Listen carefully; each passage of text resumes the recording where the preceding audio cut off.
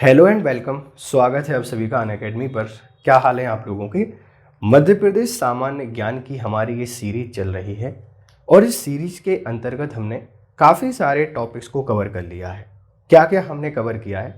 मध्य प्रदेश का सामान्य ज्ञान पढ़ लिया है, जर्नल इंट्रोडक्शन ऑफ एमपी हमने कवर कर लिया है। इसके साथ हमने physiography of MP, Madhya Pradesh का जो भौतिक विभाजन है इसको काफ़ी आराम से और छोटे छोटे पार्ट्स में डिवाइड करके पढ़ा है। उसके बाद अब हम जो नया टॉपिक स्टार्ट करने वाले हैं ये एमपी ज्योग्राफी के अंतर्गत ही है और आज हम लोग जो पढ़ने वाले हैं वो पढ़ने वाले हैं मध्य प्रदेश की जलवायु, क्लाइमेट ऑफ एमपी। ये टॉपिक काफ़ी इंपॉर्टेंट है क्लाइमेट ऑफ एमपी की जब भी हम लोग बातचीत करते हैं, क्योंकि किसी भी आप स्टेट को पढ़ते हैं या किसी भी देश को आप लोग पढ़ते हैं उसका कम से कम आपको जलवायु तो मालूम होना चाहिए। देखिए मध्य प्रदेश का आपके पास जो क्लाइमेट है इसके बारे में आपको बस थोड़ा सा एक आइडिया आपको दे देता हूँ। ये हमारे पास मानसूनी है ना, आपने जनरली पढ़ा होगा किताबों में कि मध्य प्रदेश की जलवायु या तो आपको मानसूनी देखने को मिलती है या कहीं कहीं पर आपको देखने को मिल जाती है कि हमारी जो जलवायु है ये उष्ण कटिबंधीय देखने को मिलेगी। यहाँ पर लिख देते हैं अपन मानसून और ये आपके पास कौन सा है, ट्रॉपिकल। ये क्या है इसको पहले समझते हैं कि व्हाट इज क्लाइमेट। इसको समझने के लिए पहले आपको क्लाइमेट समझना चाहिए। देखिए अगर मैं आपको क्लाइमेट को समझाने की कोशिश करूं तो क्लाइमेट को समझने के लिए आपको कुछ बातें आना चाहिए। जियो का आपका ये टॉपिक है और इसके अंतर्गत हम लोग बातचीत करते हैं तापमान, इसके साथ में जो आपके पास वायुमंडलीय दाब है, इस वायुमंडलीय दाब की हम लोग यहाँ पर बातचीत करते हैं, और आर्द्रता। ये तीन जो आपके पास हैं इनके बीच में जो रिलेशन पाया जाता है यही सब आपको क्लाइमेट के अंतर्गत देखने को मिलेगा। तापमान को हम लोग जानते हैं टेम्परेचर के नाम से।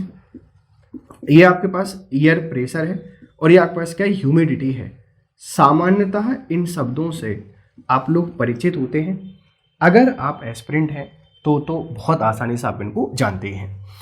देखिए क्लाइमेट क्या है, कोई प्लेस है आपके पास, मान लीजिए ये कोई प्लेस ए है और इस प्लेस पर ये तीनों जो चीज़ें आपके पास हैं, तापमान, एयर प्रेशर और ह्यूमिडिटी, इनके बीच में जो रिलेशन पाया जाता है, इनके बीच में जो संबंध पाया जाता है, इस रिलेशन को ही हम क्लाइमेट कहते हैं। क्या किसी भी समय को क्लाइमेट कह सकते हैं क्या? नहीं। इसके लिए आपको एक बात याद रखनी है कि एक एवरेज टाइम पीरियड लिया जाता है। एवरेज टाइम अभी मापा गया है 31 ईयर, कि किसी स्थान पर 31 साल 31 ईयर लगातार एक जैसा टेम्परेचर, एक जैसा एयर प्रेशर और ह्यूमिडिटी की मात्रा अगर हमें समान देखने को मिलती है तो उस स्थान की क्लाइमेट हम उस कंडीशन के हिसाब से क्या कर देते हैं, सेट कर देते हैं। मतलब क्या है कि टेम्परेचर हाई देखने को मिलता है, एयर प्रेशर लो देखने को मिलेगा, ह्यूमिडिटी लो देखने को मिलेगी। कौन सी सिचुएशन हमें देखने को मिलती है ये डिसाइड करते हैं 31 ईयर को आधार मानकर। तापमान, वायुमंडलीय दाब और आर्द्रता, इनके आधार पर हम एक शब्द और पढ़ते हैं जो है आपके पास क्या, सीजन। आप सब लोगों ने सीजन के बारे में पढ़ा होगा। सीजन या बेसिकली आपके पास ये मौसम, कि आपके यहाँ का मौसम कैसा है, आपके यहाँ का मौसम क्या चल रहा है, आप इसको मौसम कह देते हैं या आप इसको वेदर भी कह देते हैं। भैया हमारे यहाँ का जो वेदर है ये वेदर के ये हाल है। तो जब देखो किसी स्थान विशेष पर शॉर्ट टर्म के लिए, शॉर्ट टर्म का मतलब क्या है कि थोड़े से समय के लिए, अल्पकाल के लिए जो परिवर्तन होते हैं वो मौसम आपके पास कहलाता है, और मौसम के जो परिवर्तन लगातार आपको देखने को मिलेंगे वो क्लाइमेट आपका यहाँ पर कहलाता है। मतलब क्या है, दो शब्द आपको समझने हैं। क्लाइमेट एक लॉन्ग टर्म प्रोसेस है और long term process between temperature, air pressure and humidity. मौसम की जब भी आपसे यहाँ पर बातचीत करते हैं ये शॉर्ट टर्म प्रोसेस है, किसके बीच में, temperature, air pressure and humidity. तो तापमान आपको समझ में आ गया, तापमान क्या होता है, वायुमंडलीय दाब क्या होता है, आर्द्रता क्या होती है, क्लाइमेट आपको समझ में आ गया है, मौसम आपको समझ में आ गया है। ये सारी बातें आपके यहाँ पर क्या है, क्लियर है। इसी के साथ अपन आगे बढ़ते हैं और देखने की कोशिश करते हैं मध्य प्रदेश की जलवायु को। अब मध्य प्रदेश की जलवायु को समझने से पहले आप थोड़ा सा जो वर्ल्ड है, इस वर्ल्ड के बारे में थोड़ी सी बातें समझ लीजिए। जैसे हमारी ये पृथ्वी है, ये हमारी क्या है, अर्थ है। इस अर्थ को हमने काफ़ी सारे जोन में डिवाइड किया है। काफ़ी सारे जोन का मतलब क्या है, ये इक्वेटर है आपकी 0 डिग्री लाइन, यहाँ मैं आपसे बातचीत करूँ ये 30 डिग्री, ये 45, ये 66.5 और ये आपके पास क्या है, नॉर्थ पोल। सेम कहानी यहाँ पर आपको देखने को मिलेगी, ये 30 डिग्री, ये 45, ये 66.5 और आपके पास क्या है, ये 90 डिग्री। देखो 0 से 30, 45, 66.5, ये वाली जो कहानी है ना, यहाँ जो आपके पास टेम्परेचर है वो सबसे ज़्यादा आपको देखने को मिलेगा और इसके साथ धीरे धीरे तापमान क्या होता है, कम होने लगता है। तो ये आपके पास जो रीजन है, आप इसको जानते हैं ट्रॉपिकल जोन के नाम से। मतलब 0 से 30 डिग्री के बीच में अगर कोई देश आपको देखने को मिलेगा, 0 से 30 इधर और 0 से 30 इधर, वो आपका ट्रॉपिकल जोन में आपको देखने को मिलेगा। मतलब वहाँ पर गर्मी हमें ज़्यादा देखने को मिलेगी। अगर कोई देश आपका 30 से 45 डिग्री के बीच में आपको देखने को मिलेगा तो इसे हम लोग जानते हैं किसके नाम से, सब ट्रॉपिकल के नाम से, उपोष्ण कटिबंध के नाम से। मतलब इसके कंपैरिजन में यहाँ पर हमें गर्मी कम देखने को मिलेगी, लेकिन इन दोनों के कंपैरिजन में कैसी रहेगी, ज़्यादा रहेगी। जब हम लोग 45 डिग्री से 66.5 डिग्री के बीच में जाते हैं तो हमें यहाँ पर देखने को मिलता है टेम्परेट जोन। हमें यहाँ पर देखने को मिलता है टेम्परेट जोन, और टेम्परेट को आप लोग जानते हैं किसके नाम से, शीतोष्ण। ये आपके पास क्या बेटा, ये है शीतोष्ण। इसको आप लोग जानते हैं उपोष्ण के नाम से, उपोष्ण कटिबंधीय आपने पढ़ा होगा। और ट्रॉपिकल आपके पास क्या है, ये है उष्ण कटिबंध। ये आपने जनरली पढ़े हैं बेटा, जियो का टॉपिक है, जियोग्राफी जब पढ़ेंगे तब इनको आसानी से पढ़ेंगे। और ये वाला जो आपके पास है, आप इसको जानते हैं पोलर के नाम से, आप इसको बोलते हैं ध्रुवीय, या आप इसको बोलते हैं क्या, आपके पास शीत जलवायु। तो कौन सा देश किस लेटीट्यूड पर आता है, ये बहुत ज़्यादा डिपेंड करता है उसकी क्लाइमेट को डिसाइड करने में। मतलब अगर मैं आपसे यहाँ पर बातचीत करूँ कि जो क्लाइमेट है, इस क्लाइमेट को प्रभावित करने वाले कारक आपसे कोई पूछ सकता है, तो आप मोटे मोटे तौर पर काफ़ी सारे कारकों के बारे में बातचीत कर सकते हैं। वो कारक कौन कौन से हो सकते हैं, वो ये हो सकते हैं, पहली चीज़ तो कि जो लेटीट्यूडनल उसकी लोकेशन है, लेटीट्यूडनल लोकेशन पे बहुत कुछ डिफाइड करता है कि उसकी जलवायु कैसी होगी। अगर इक्वेटर के आसपास है तो टेम्परेचर कुछ और होगा, अगर ये 45 डिग्री के आसपास है तापमान कुछ और होगा, और तापमान कुछ और होगा तो सारी की सारी जलवायु जैसा आपके पास क्या होंगी, अलग अलग आपको देखने को मिलेंगी। तो पहली चीज आपको याद रखना है क्या, कि जो लेटीट्यूडनल लोकेशन है ये बहुत ज़्यादा इंपॉर्टेंट है। दूसरे स्थान पर आप लोग यहाँ पर लिख सकते हैं कि डिस्टेंस फ्रॉम सी। अगर कोई प्लेस आपके पास है जिसकी समुद्र तट से दूरी कम है या ज़्यादा है, तो उसके कारण भी जलवायु प्रभावित होती है। जैसा कि आप सबको पता है कि समुद्र के आसपास हमें टेम्परेचर एक सा देखने को मिलता है, ना तो ज़्यादा गर्मी देखने को मिलती है, ना ही ज़्यादा सर्दी देखने को मिलेगी, एक एवरेज टेम्परेचर आपको देखने को मिलता है। तो लेटीट्यूड की अपन यहाँ पर बातचीत करते हैं, डिस्टेंस फ्रॉम सी की अपन यहाँ पर बातचीत करते हैं। इसके साथ में जो ऊंचाई आपके पास है, हाइट में यहाँ पर लिख रहा हूँ, मैं ऐसा लिख देता हूँ टॉपोग्राफी। और टॉपोग्राफी का मतलब क्या है कि पहाड़ों पे कुछ और जलवायु देखने को मिलती है, पठारों में कुछ और मिलती है, मैदानों का कुछ और आपको देखने को मिलेगा। तो आप लोग बता सकते हैं कि अक्षांशीय दूरी समुद्र से आपके पास जो दूरी है ये डिसाइड करती है। टोपोग्राफी उच्चावच कैसा है इससे पता चलता है। इसके अलावा और भी काफ़ी सारे फैक्टर्स हैं, जैसे अपन लिख सकते हैं इक्वेटर से डिस्टेंस के बारे में, ट्रॉपिक ऑफ कैंसर के पास में है, इक्वेटर के नियर में है तो कुछ और आपको देखने को मिलेगी, अगर पोल के आसपास है कुछ और देखने को मिलेगा। तो ये काफ़ी सारे फैक्टर हैं जो आपकी जलवायु को क्या कहते हैं यहाँ पर डिफर करते हैं, या इनसे आपके पास क्या होती है, जलवायु प्रभावित होती है। देखो बच्चों ब्रीफली इसलिए पढ़ रहे हैं बेटा, ये जियो का टॉपिक है, जब भी अपन भूगोल के बारे में बातचीत करेंगे इस पूरे टॉपिक को बहुत डिटेल में पढ़ने वाले हैं। अभी बस आप लोग समझ लीजिए, अगर इसको नहीं समझाते तो एमपी की जलवायु आपको समझ में यहाँ पर नहीं आती। अब देखिए, अब अपन समझने की कोशिश करते हैं मध्य प्रदेश की जलवायु को, कि जो मध्य प्रदेश है इसकी जलवायु क्या है। और आज हम लोग यहाँ पर क्या पढ़ने वाले हैं, देखिए अगर क्लाइमेट की आपसे मैं बातचीत करूँ तो इसमें हम लोग 3 चीज़ों के आसपास बातचीत करेंगे। एक तो जो एमपी का क्लाइमेट है, इस क्लाइमेट को यहाँ पर देखेंगे। क्लाइमेट के साथ में हम यहाँ पर जो सीजन्स होते हैं, इन सीजन्स को भी देखने वाले हैं, ऋतुओं को देखने वाले हैं। और इसी के साथ में अपन यहाँ पर देखने वाले हैं कि एमपी में जो रेनफॉल है, इस रेनफॉल की क्या कहानी है। तो 3 मेजर टॉपिक हैं और एमपीपीएससी प्रीलिम्स और मेंस दोनों जगह यहाँ से क्वेश्चन आते हैं। तो दोनों भी अगर आप लोग तैयारी कर रहे हैं तो ये लेक्चर आपके लिए काफी इंपॉर्टेंट हो सकता है, तो पढ़िए इसको आसानी के साथ। देखिए, अगर अपन क्लाइमेट के बारे में बातचीत करें तो बच्चा मध्य प्रदेश का जो क्लाइमेट है ये उष्ण कटिबंधीय मानसूनी है। ये आपके पास कैसा है?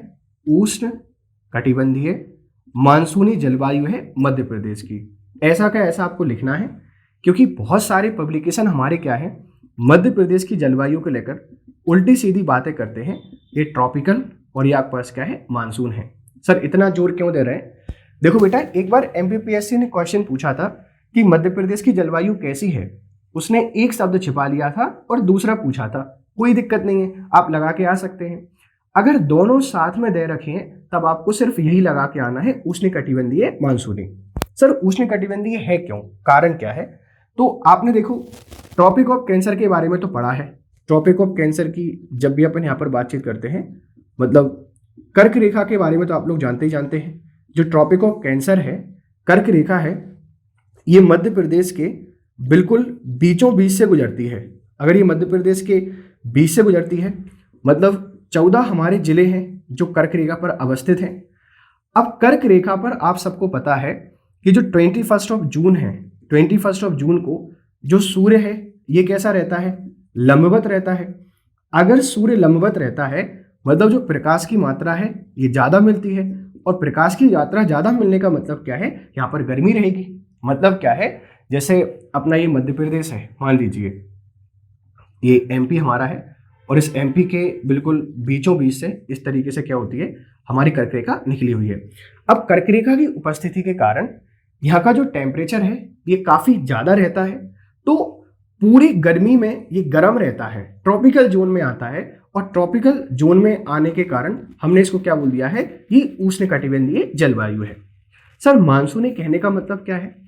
देखो मध्य प्रदेश में जितनी भी वर्षा होती है उस वर्षा का लगभग 94%, 94% जो भाग है ये होता है मानसून काल में। मानसून काल मतलब जो आपके पास जून से लेकर सितंबर के बीच की वर्षा होती है ना, इस समय एमपी में क्या होती है? बारिश होती है। तो दो कारण मैंने आपको बताए कि मध्य प्रदेश की जलवायु को हम उष्णकटिबंधीय क्यों कहते हैं और मध्य प्रदेश की जलवायु को मानसूनी क्यों कहते हैं। कुछ हमारे जो पब्लिशर हैं वो एमपी की जलवायु को मौसम के आधार पर डिवाइड कर देते हैं कि हमारा जो उत्तर वाला रीजन है, ये पूरा आपके पास जो रीजन है, ये जो रीजन आपका आता है ये कहीं ना कहीं सर्दियों में शीत जलवायु जैसे यहाँ पर बिहेव करने लगता है। शीत के हिसाब से अगर मैं आपसे यहाँ पर बातचीत करूँ तो शीतोष्ण, ये सर्दियों में एक तरीके से टेम्परेट क्लाइमेट शो करने लगता है, तो इसको वो शीतोष्ण कह देते हैं। और दक्षिण वाला जो आपके पास भाग है ये कहीं ना कहीं आपका उष्णकटिबंधीय या ट्रॉपिकल जैसा क्या करता है? बिहेव करता है, तो ट्रॉपिकल जलवायु बता देते हैं। ओवरऑल अगर आपसे कोई एमपी की जलवायु के बारे में बातचीत करता है तो आपको बताना है हमारी जो जलवायु है ये उष्णकटिबंधीय मानसूनी जलवायु है। उष्णकटिबंधीय क्यों है? क्योंकि कर्क रेखा उपस्थित है। कर्क रेखा की उपस्थिति के कारण पूरी गर्मी भर हमारा एमपी काफी ज्यादा गर्म रहता है, और जहां पर गर्म रहेगा मतलब ट्रॉपिकल जोन है। अगर ट्रॉपिकल जोन है तो हमारा क्लाइमेट कैसा है? आपका ट्रॉपिकल क्लाइमेट है। अब मानसूनी क्यों है? भैया जो वर्षा है वो ज्यादा से ज्यादा मानसून सीजन में होता है। अब अपन ने क्या बोला है कि एक जैसा तापमान, एक जैसी बारिश और एक जैसी ह्यूमिडिटी देखने को मिले, आप उसे क्लाइमेट कह सकते हैं। तो एमपी की जो जलवायु है ये उष्णकटिबंधीय मानसूनी जलवायु है। इसके बारे में जानकारी कहाँ से मिलती है? तो आपसे कोई पूछ सकता है, एक संस्था के बारे में आपने सुना होगा, ऋतु वेधशाला के बारे में, है ना? आपने जो ऋतु वेधशाला है या सीजन जो लेबोरेटरी आपके पास है ये हमारे इंदौर में है, तो इससे हमें क्या होता है? इनके बारे में जानकारी मिलती है। तो एमपी का क्लाइमेट आपको समझ में आ गया है। अब जब अपन आगे बढ़ते हैं एमपी के क्लाइमेट में, तो एमपी के क्लाइमेट को हम थोड़ा सा और बारीकी से अध्ययन करते हैं। बारीकी से अध्ययन करने का मतलब क्या है? कुछ छोटे छोटे पार्ट्स में इसको डिवाइड कर दिया जाता है, और कुछ छोटे छोटे पार्ट्स में डिवाइड करने का मतलब क्या है? एमपी का जो क्लाइमेट है ये इस तरीके से, एक तो आपको देखने को मिलता है उत्तर का मैदान, या आपको देखने को मिलेगा उत्तरी भाग। पहला पार्ट अपन देखेंगे क्या? उत्तरी भाग, या मैं यहाँ पर लिख देता हूँ क्या? नॉर्थ। आपके पास जो रीजन है ये नॉर्थ रीजन। दूसरा आपको यहाँ पर देखने को मिलता है बघेलखंड। बघेलखंड की जलवायु थोड़ी सी अलग पाई जाती है। बघेलखंड, या अपन यहाँ पर लिख सकते हैं कि जो प्लेटू ऑफ बघेलखंड है, ये बघेलखंड वाला राज्य। तीसरे स्थान पर अपन यहाँ पर लिख सकते हैं, ये आपके पास है मालवा प्लेटू। मालवा वाला आपके पास जो भाग है, इस मालवा वाले भाग की जलवायु अलग पाई जाती है। यहाँ पर लिख देता हूं मैं मालवा प्लेटू। और मालवा प्लेटू के साथ में अपन यहाँ पर लिख देते हैं कि चौथा वाला जो आपके पास पॉइंट है, ये हमें देखने को मिलता है नर्मदा घाटी। कौन सा देखने को मिलेगा हमें? नर्मदा घाटी। और आप इसको जानते हैं नर्मदा रिफ्ट वैली के नाम से। वैसे तो नर्मदा जो घाटी है, इसी में आपका सतपुड़ा मेकल श्रेणी आ जाता है, लेकिन फिर भी अगर आप और बारीकी से अध्ययन करना चाहते हैं तो एक सतपुड़ा मेकल श्रेणी भी लिख सकते हैं। लेकिन जो क्लासिफिकेशन है एमपी की जलवायु का, बेटा ये 4 पार्ट में है। एक आपको उत्तरी भाग देखने मिलेगा, एक बघेलखंड आपको देखने को मिलेगा, एक मालवा का भाग आपको देखने को मिलेगा, और एक नर्मदा घाटी आपके यहाँ पर देखने को मिलती है। इनमें क्या अंतर है, समझिए इस चीज को। देखो, उत्तरी भाग की जब भी मैं आपसे यहाँ पर बातचीत करता हूँ तो इसके अंतर्गत काफी सारी चीजें आती हैं। काफी सारी चीजें आने का मतलब क्या है? एक तो हमारा जो मध्य भारत का पठार है, ये मध्य भारत का पठार इसके अंतर्गत आता है। लिख लेते हैं मध्य भारत का पठार। एक आपको देखने को मिलेगा जो बुंदेलखंड का हमारा पठार है, ये बुंदेलखंड का जो पठार है ये भी इसी में आपको देखने को मिलेगा। बुंदेलखंड का पठार इसी का हिस्सा है। इसके साथ में जो हमारा रीवा पन्ना का पठार है, ये रीवा पन्ना का पठार भी इसी का हिस्सा आपको देखने को मिलता है। तो उत्तर के क्षेत्र में हमने 3 प्रदेशों को यहाँ पर शामिल किया हुआ है। ये बघेलखंड है, ये मालवा का पठार है, और नर्मदा घाटी की जब भी अपन यहाँ पर बातचीत करते हैं तो नर्मदा रिफ्ट वैली तो रहता ही रहता है, और इसके साथ में हमारा जो सतपुड़ा मेकल रेंज है, ये सतपुड़ा मेकल रेंज भी इसी में क्या है, इंक्लूडेड है। इन सबकी अलग अलग विशेषताएं हैं। क्या अलग अलग विशेषताएं हैं, समझिए जरा इस चीज की। देखो, उत्तरी आपके पास जो भाग है, पूरा जो आपका रीजन है, मध्य भारत का पठार, बुंदेलखंड का पठार या रीवा पन्ना का पठार, ये एक तरीके से देखा जाए तो हाई लेटीट्यूड पर है। अगर अपन यहाँ पर बातचीत करें, ये कहाँ पर है बेटा? ये हाई लेटीट्यूड पर है। इसके साथ में इनकी जो डिस्टेंस है, ये डिस्टेंस समुद्र से कुछ ज़्यादा है, दूरी बहुत ज़्यादा है समुद्र से, और समुद्र से दूरी ज़्यादा होने के कारण, हाई लेटीट्यूड पे होने के कारण हमें इस पूरे रीजन में 2 चीज़ें देखने को मिलती हैं। क्या?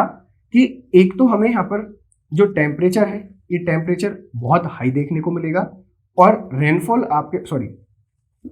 आपके पास जो है, ये रेनफॉल हमें यहाँ पर लेस देखने को मिलती है। मतलब जो सर्दी है, मतलब जो विंटर है, ये बहुत ज़्यादा आपको देखने को मिलेंगे।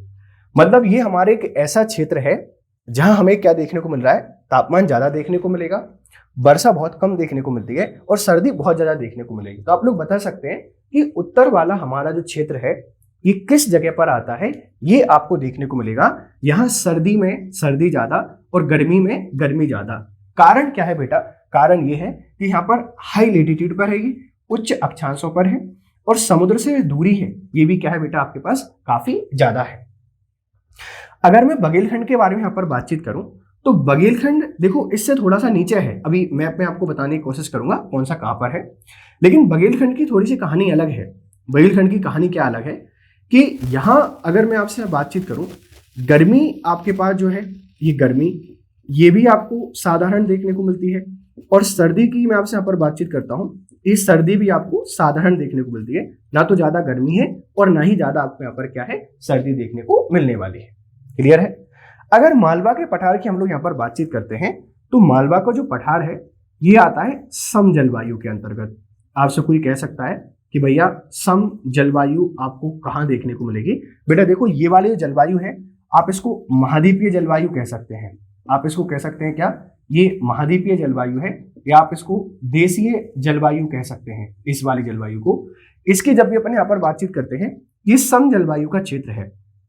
और सम जलवायु का मतलब क्या है? यहाँ का मौसम बड़ा सुहाना रहता है। मौसम बड़ा सुहाना रहने का कारण क्या है कि देखो, ना तो बहुत ज्यादा गर्मी पड़ती, ना तो ज्यादा यहाँ पर टेम्परेचर हाई रहता, ना ही यहाँ पर आपको जो समर विंटर है, ये विंटर आपको ज्यादा देखने को मिलेगा, और रेनफॉल भी एवरेज होती है। तो आपसे कोई पूछ सकता है कि सम जलवायु का क्षेत्र आपके पास कौन सा है? ये मालवा का भाग है, बेसिकली पठारी भाग है, ऊंचाई काफी ज्यादा है, विंध्यान रेंज आ जाती है, और पठारी भाग तो आपको पता है कि वैसे भी हमेशा समजलवायु क्या होते हैं, केंद्र होते हैं, तो ये भी समजलवायु का क्षेत्र है। जब भी हम नर्मदा घाटी और आपके पास जो सतपुड़ा रेंज की यहाँ पर बातचीत करते हैं, तो देखो नर्मदा घाटी में तो हमें मानसूनी जलवायु देखने को मिलेगी। नर्मदा घाटी में हमें क्या देखने को मिलता है, मानसूनी जलवायु देखने को मिलती है। और मानसूनी जलवायु का मतलब क्या है कि यहाँ पर जो गर्मी है, टेम्परेचर है, ये बहुत ज़्यादा हाई रहता है। और जो आपके पास सर्दी की बातचीत करते हैं, विंटर की यहाँ पर बातचीत करते हैं, ये नॉर्मल रहता है। देखिए यहाँ टेम्परेचर बहुत ज़्यादा है, सर्दी बहुत कम है, और बारिश ठीक ठाक होती है, बारिश अच्छी होती है, जैसा हमें मानसूनी जलवायु में देखने को मिलता है। अगर मैं सतपुड़ा मेकल रेंज की यहाँ पर बातचीत करता हूँ, तो हमारा जो सतपुड़ा और मेकल रेंज है, ये सब पार्ट है नर्मदा घाटी का। मानसूनी जलवायु का एक और पार्ट हमें देखने को मिल सकता है, जिसे अपन जानते हैं कोस्टल जलवायु के नाम से। हम इसे कह सकते हैं कि यहाँ पर कोस्टल आपके पास जो क्लाइमेट होता है, ये कोस्टल क्लाइमेट आपको देखने को मिलेगा। और कोस्टल क्लाइमेट का मतलब आपके पास क्या है, हम इसे तटीय जलवायु के नाम से जानते हैं। तटीय जलवायु का मतलब क्या है कि यहाँ पर देखो जो गर्मी है, इस गर्मी में भी एवरेज टेम्परेचर ज़्यादा नहीं होता, लगभग 27 डिग्री सेल्सियस के आसपास देखने को मिल जाएगा। सर्दी की अपन यहाँ पर बातचीत करते हैं, विंटर सीजन की अपन यहाँ पर बातचीत करते हैं, टेम्परेचर लगभग आपका जो 15 से 18 डिग्री सेल्सियस के आसपास ही रहता है। मतलब ये तटीय जलवायु अगर आप यहाँ पर देखना चाहते हैं, तो हमारा जो दक्षिण वाला भाग है आपको देखने को मिल जाएगा। रीजन आप सबको पता है कि यहाँ पर जो समुद्र है, वो समुद्रों का कैसा है, पास में है, और आपके पास पहाड़ी एरिया है, वर्षा भी काफी ज्यादा होती है इस वाले रीजन में, तो हमें कोस्टल जलवायु देखने को मिलती है। तो देखो इतनी सारी बातें आपको समझ में आ गई होंगी। ये सारा का सारा डेटा जो हमने पढ़ा है, अपन एक बार इसको क्या करते हैं, मैप में ड्रॉ करके देखते हैं कि कौन सा पार्ट कहाँ देखने को मिलेगा। उत्तर वाला भाग कौन सा है, बघेलखंड वाला भाग कौन सा है, मालवा का भाग कौन सा है, और आपके पास नर्मदा घाटी वाला रीजन या सतपुड़ा वाला रीजन कौन सा आपको देखने को मिलेगा। देखिए बेटा, ये टॉपिक आपको प्रीलिम्स में तो काम आएगा ही आएगा, और प्रीलिम्स के साथ में जो मेंस है, ये मेंस में आपको बहुत ज़्यादा मदद करेगा, क्योंकि यहाँ से क्वेश्चन बनते हैं मेंस में, बहुत सारे क्वेश्चन आते हैं। अगर आपको कोई दिक्कत आ रही है तो आप मेरे से बिल्कुल पूछ सकते हैं, कमेंट कीजिए। देखिए ये अपना प्यारा सा एमपी बनाते हैं, ये हमारा बहुत प्यारा मध्य प्रदेश है, और इस मध्य प्रदेश की आपके पास जो क्लाइमेट है, इस क्लाइमेट को मैंने आपके यहाँ पर समझाने की कोशिश की है। अब इसको मैप में ड्रॉ करते हैं। देखिए जब भी अपन क्लाइमेट के आधार पर बातचीत करते हैं बच्चा, तो ये जो आपके पास रीजन है, ये जो आपके पास पूरा का पूरा रीजन है, मालवा के पठार के ऊपर वाला, ये सब आपका क्या है बेटा, एक पार्ट में शामिल हो जाता है। ये पूरा का पूरा, ये आपको जो देखने को मिलेगा बेटा, ये आपका पूरा एक पार्ट में हमें इस तरीके से क्या होता है, देखने को मिल जाता है। एक पार्ट में देखने को मतलब क्या है कि ये हमारा वो वाला भाग है। मैं इस पर कुछ साइन बना देता हूँ, मान लीजिए ब्लू कलर से। ये अपना वो वाला रीजन है जो समुद्र से काफ़ी ज़्यादा दूर है। समुद्र से दूर है तो सीधी सी बात है कि यहाँ पर आपके पास क्या है कि जो आपके पास तटीय जलवायु तो हमें देखने को मिल ही नहीं सकती। अब तटीय जलवायु देखने को नहीं मिलती है, लेटीट्यूड भी बहुत ज़्यादा है, उच्च अक्षांशों पर है, तो यहाँ पर वर्षा भी कम होती है। मतलब अगर मैं इसको लिखने की कोशिश करूँ, यहाँ पर जो तापमान है, ये तापमान बहुत ज़्यादा आपको देखने को मिलेगा, और सर्दी आपके पास जो है, ये सर्दी आपको बहुत ज़्यादा देखने को मिलेगी। जब तापमान बहुत ज़्यादा हो, सर्दी बहुत ज़्यादा हो और बारिश बहुत कम होती हो, उसको अपन लोग यहाँ पर कह सकते हैं एक तरीके से ये ड्राई क्लाइमेट है। मतलब आप इसको यहाँ पर नाम दे सकते हैं कि ये हमारे पास क्या है, महाद्वीपीय जलवायु वाला हमारा क्षेत्र है, क्योंकि तापमान बहुत ज़्यादा है, सर्दी बहुत ज़्यादा पड़ती है, और रेनफॉल आपके पास जो है, ये वर्षा हमें यहाँ पर कैसी देखने को मिलती है, कम देखने को मिलती है। जैसा कि आप सबको पता है कि हमारा जो यहाँ पर एक भिंड रीजन पड़ता है, भिंड की अगर मैं आपसे यहाँ पर बातचीत करूँ, यहाँ भिंड में भैया सबसे कम वर्षा होती है। मध्य प्रदेश में सबसे कम वर्षा वाला आपका जो रीजन है हमारा भिंड है। यह लगभग 55 सेंटीमीटर के आसपास बारिश होती है। सर 55 सेंटीमीटर के आसपास बारिश होती है मतलब क्या है? देखिए हमारा जो एमपी है, इस एमपी में एवरेज रेनफॉल होती है 112 सेंटीमीटर, और अगर मैं आपसे यहाँ पर बातचीत करूँ, वेस्ट वाले रीजन में लगभग 75 सेंटीमीटर एवरेज रेनफॉल होती है, और पूर्वी वाले रीजन में लगभग आपके पास क्या होता है, 125 सेंटीमीटर के आसपास एवरेज रेनफॉल होती है। अब देखो एवरेज 112 है, पश्चिमी भागों में 75 सेंटीमीटर बारिश हो रही है, पूर्वी भागों में 125 सेंटीमीटर बारिश हो रही है, लेकिन ये जो भिंड वाला रीजन है यहाँ पर तो मात्र 55 सेंटीमीटर बारिश हो रही है। तो हम लोग कह सकते हैं कि यहाँ हमारा सबसे कम वर्षा वाला क्षेत्र इसी में आपको देखने को मिलता है। अपन जो ग्वालियर है, इस ग्वालियर के बारे में आपसे बातचीत करें या शिवपुरी की अपन यहाँ पर बातचीत करें, ये वो दो स्थल हैं। जैसे ग्वालियर आपके पास जो ओवरऑल महीना है, मतलब पूरा जो आपके पास गर्मी वाला सीजन है, इसमें सबसे ज़्यादा गर्म रहता है। सबसे गर्म अगर आपको कोई देखने को मिलेगा तो हमारा कौन है, ग्वालियर है। और अगर ओवरऑल सीजन की अगर आपसे यहाँ पर कोई बातचीत करता है, ठंडा आपके पास कौन रहता है, तो जो सबसे ठंडा आपके पास है बेटा, ये हमारा शिवपुरी है। और ये तो आप सबको पता है कि शिवपुरी हमारी पर्यटक राजधानी है बेसिकली। तो देखिए, ये आपके पास महाद्वीपीय जलवायु है, तापमान सबसे ज़्यादा है, सर्दी सबसे ज़्यादा है आपको यहाँ पर देखने को मिलेगी, वर्षा कम देखने को मिलती है। सबसे कम वर्षा वाला जो क्षेत्र है 55 सेंटीमीटर आपका भिंड में भी अपन लिख देते हैं कि गोहद आपके पास जो है, गोहद है ना, गोहद जो जगह है यहाँ पर सबसे कम आपके पास क्या होती है, बारिश होती है। सबसे ज़्यादा गर्म पूरे समर सीजन में हमारा ग्वालियर रहता है। यहाँ ये वो वाला क्षेत्र है कि एवरेज टेम्परेचर, मतलब गर्मियों में जो मैक्सिमम टेम्परेचर है ये 47 और 48 डिग्री सेल्सियस के आसपास पहुँच जाता है।